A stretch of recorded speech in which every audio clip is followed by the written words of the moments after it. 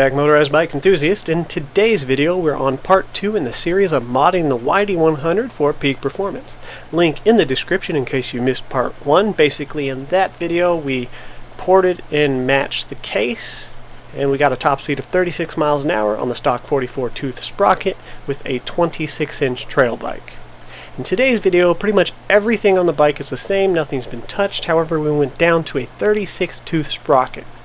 Now, we're going to do a top speed run, and then we're going to cruise down a backcountry road. We're going to dart on off to some gravel like what you see in front of us, and I want you guys to pay close attention to just how smooth the video and the motor sounds. I'm bringing this up because there's a lot more benefits to going smaller on the sprocket than I originally thought. Obviously there's more speed, which is kind of the thing everyone focuses on, but there were quite a few things that I noticed going smaller on the sprocket that just benefited everything, which will be the focus of a future video, but one of them's blatantly obvious. After the top speed run, you guys are just going to see how nice and smooth everything is, and obviously it's pretty fast. Anyways, the videos over the next few weeks are going to be a little different. We're going to be a little more sporadic. They're going to pop up randomly throughout the weeks. They'll be shorter, but there'll be more of them. Basically, what we're doing in this series until I've decided we're finished is that we're going to mod something on the motor or the bike. We're going to take it out, do a top speed run. If we gain performance, then we'll move on to a different modification. If we lose performance, then we'll focus on that and decide if we need to ignore it. That's pretty much it. Alright, here's your top speed run and then a nice backcountry road cruise. Enjoy, and I'll see you soon. So there it is, guys. We never officially named this build the Basset Blaster, in honor of our good friend Mr. Brian Basset, who loves these bikes oh so much and shared such kind words, aka the QQ More. Now I know I said stroker motor. I'm thinking Basset Blaster 2.0 when I can afford the stroker. So yeah, if you guys follow the community post, you know what that's all about.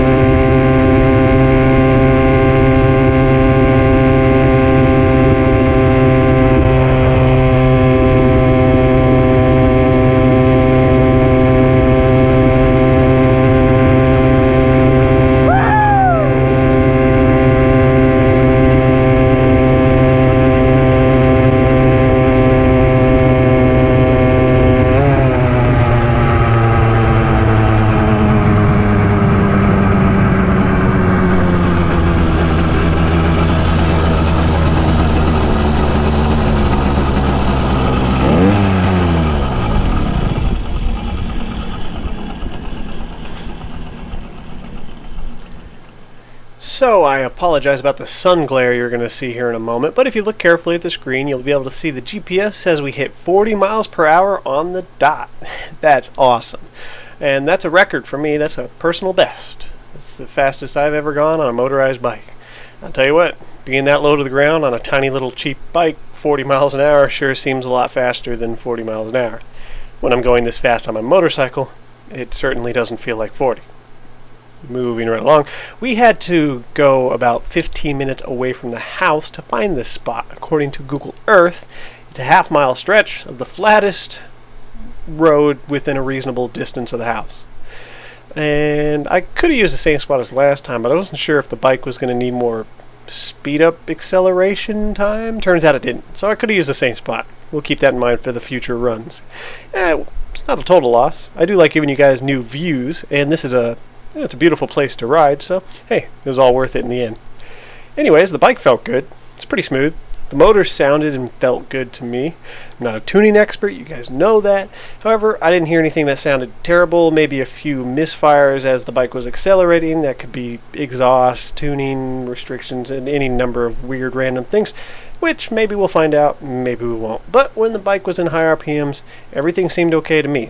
Now, I do think it was running a little bit lean, because at wide open throttle, I don't have maximum power. I actually found that if I close the throttle just a tiny bit, maybe around 90-95%, we're just guesstimating, turns out we actually had peak performance around that area.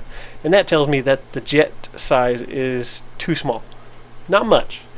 Might try going up 1 or 2 sizes on the jet and see how that works. Anyways, let's move on to our nice back road cruise. Enjoy the rest of the video.